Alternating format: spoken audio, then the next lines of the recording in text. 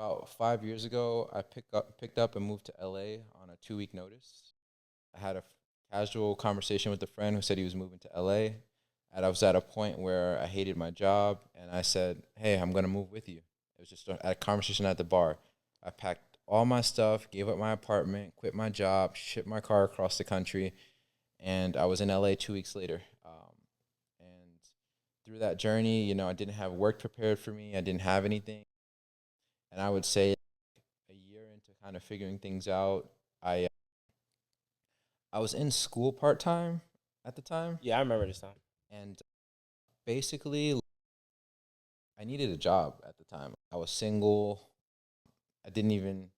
I think I may have just met my wife, and she was my friend at the time. So one day I was in school. I'm a self-taught designer, by the way, but I was in school for just one semester in fashion, just to kind of brush up on some things. And something told me to just look up this guy.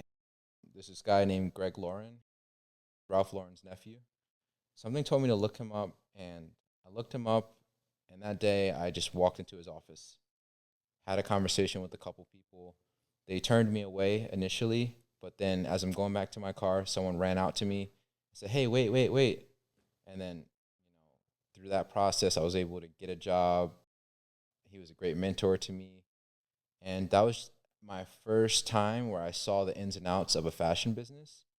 I was a designer. I knew how to make clothes, but I didn't know how to run a business. I didn't know all the moving parts and how to put them together. So through that mentorship, through that job opportunity, and through that struggle,